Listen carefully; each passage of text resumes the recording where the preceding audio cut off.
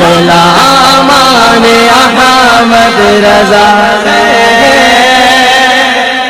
کوئی بھی ہم سے جیتا نہیں ہے۔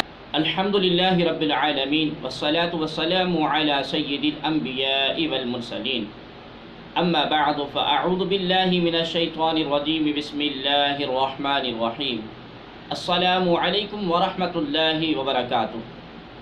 ناظرین و سامعین ذی محتشم، مرزا جہلمی سے سوال ہوتا ہے کہ کیا درود پڑھنے والے کا مرنے کے بعد بھی جسم سلامت رہتا ہے، اور کتنی مرتبہ پڑھنے سے یہ فضیلت انسان حاصل کر سکتا ہے؟ تو مرزا جہلمی صحابہ کرام رضوان اللہ علیہم اجمعین کی ذات پر حملہ کرتے ہوئے کہتا ہے کہ باقی لوگ تو دور کی بات ہے، اصحاب رسول صلی اللہ علیہ وآلہ وسلم جن کا مصلح ہوا، ان کے اجسام بھی محفوظ نہیں رہے معاذ اللہ۔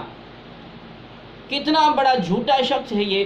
آئیے پھر اس کی ویڈیو دیکھیں اور سنیں، اس کے بعد ہم انشاءاللہ تبارک و تعالی عرض کرتے ہیں۔ اگلا سوال ہے، کیا درود شریف پڑھنے والے کا مرنے کے بعد جسم سلامت رہتا ہے، اور کتنی بار پڑھنے سے یہ فضیلت کوئی انسان حاصل کر سکتا ہے؟ درود شریف پڑھیں یا نہ پڑھیں، جس کو اللہ نے پروٹوکول دینا ہے اسی کا جسم سلامت رہے گا۔ سر صحابہ کرام کے تو مصلح ہوا ہے، مرنے کے بعد کافروں نے کیا ہے، ان کے جسم نہیں سلامت رہے، ان سے بڑا کون عاشق رسول تھا؟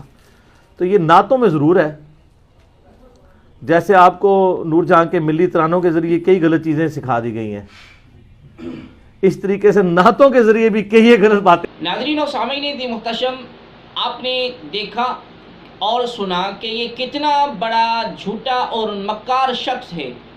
مرزا جہلمی کے اس دعوے میں کتنی صداقت ہے، اہل نظر پر مخفی نہیں، کیونکہ بہت بار لوگ اس بات کا مشاہدہ کر چکے ہیں، اللہ تبارک و تعالیٰ کے نیک بندوں کی قبور جب شق ہوئی، اجسام کی خرابی تو دور کی بات، ان کا امامہ شریف تک محفوظ تھا، الحمدللہ رب العالمین۔ جب امت کے ولی کی شان یہ ہے تو اس امت کی جو سب سے اعلیٰ شخصیات یعنی اصحاب رسول صلی اللہ علیہ وآلہ وسلم ہیں، جو پوری دنیا کے کتب، غوث، ابدال سب مل کر بھی ان کے قدموں کی خاک جیسے نہیں ہو سکتے، ان کی شان کیا ہوگی؟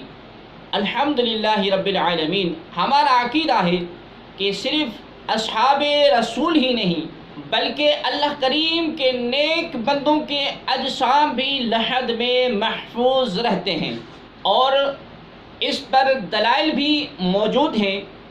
طبقات ابن سعد میں یہ روایت موجود ہے کہ حضرت جابر رضی اللہ تعالی عنہ کے والد حضرت عبداللہ رضی اللہ تعالی عنہ غزوہ احد کے سب سے پہلے شہید تھے، اور حضور کریم صلی اللہ علیہ وآلہ وسلم نے ان کو حضرت عمر بن جموح رضی اللہ تعالی عنہ کے ساتھ ایک ہی قبر میں دفن فرمایا تھا۔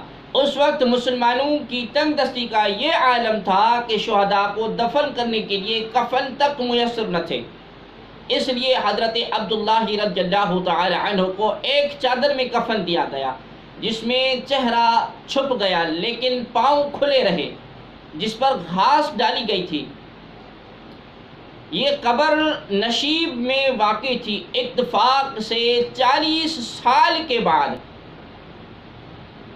حضرت امیر معاویہ رضی اللہ تعالی عنہ کے زمانے میں جب سیلاب آیا اور وہاں سے ایک نہر نکالنی پڑی، اس موقع پر قبر کو حضرت جابر رضی اللہ تعالی عنہ کی موجودگی میں کھولا گیا تو دونوں بزرگوں کے اجسام بالکل صحیح اور سالم اور تر و تازہ تھے،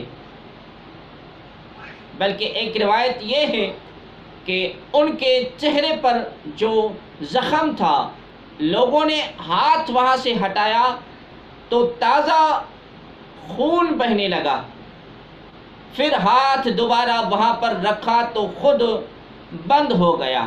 بحوالہ طبقات ابن سعد جلد نمبر 3 صفحہ نمبر 262 and 263۔